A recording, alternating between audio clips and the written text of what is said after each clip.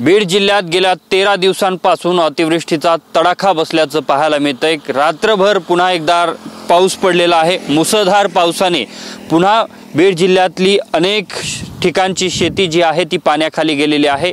सध्या हा जर परिसर पाहिला तर हा घाट माथ्याचा परिसर आहे। बीड तालुक्यातल्या मांजर सुंबा या ठिकाणचा परिसर आहे आणि या ठिकाणची देखील शेकडो एकर शेती जी आहे ती पाण्याखाली आहे। अशा पद्धतीनं सोयाबीन जे आहे ते पूर्णपणे पाण्याखाली गेलेलं आहे। यामुळे शेतकऱ्यांचं प्रचंड मोठ्या प्रमाणात नुकसान झाल्याचं सध्या पाहायला मिळतंय।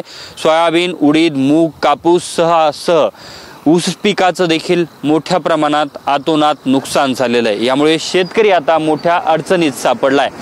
दरम्यान बीड जिल्ह्याला पुन्हा एकदा अलर्ट देण्यात आलाय। आज पुन्हा एकदा बीड जिल्ह्यामध्ये मुसळधार पाऊस होणार असल्याचा हवामान खात्याचा अंदाज आहे। मात्र आतापर्यंत झालेल्या पावसाने बीड जिल्ह्यातल्या अनेक नद्यांना पूर आलाय। अनेक घरं, गावं पाण्याखाली गेली आहेत। अनेक ठिकाणचं प्रचंड मोठ्या प्रमाणात नुकसान झालेलं आहे। नागरिकांचे मोठे हाल होताना देखील पाहायला मिळत आहेत। मात्र सध्या जर पाहिलं तर बीड जिल्ह्यातल्या नद्यालगतच्या शेती पिकांचं तर नुकसान झालेलंच आहे।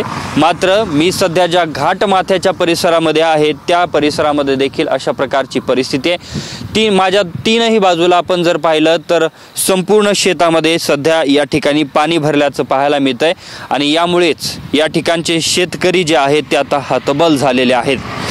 अनेक ठिकाणी नुकसान झाल्याच्या नंतर प्रशासनाकडून पंचनामे करण्यात आलेले नाहीत। अद्यापपर्यंत तिथपर्यंत प्रशासन पोहोचू शकलेलं नाही। मात्र रात्रभर झालेल्या पावसानंतर पुन्हा एकदा आणखी मोठं नुकसान झालेलं आहे। यामुळे आता तात्काळ पंचनामे करून पुन्हा तात्काळ शेतकऱ्यांना या ठिकाणी मदत देण्यात यावी अशा प्रकारची मागणी जी आहे ती शेतकऱ्यांकडून सध्या होताना पाहायला मिळते।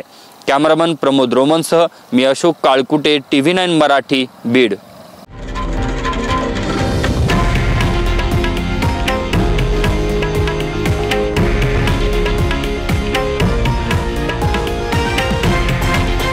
हे आहे देशातील नंबर 1 न्यूज नेटवर्क आणि आपण पाहत आहात TV9 मराठी, एकमेव।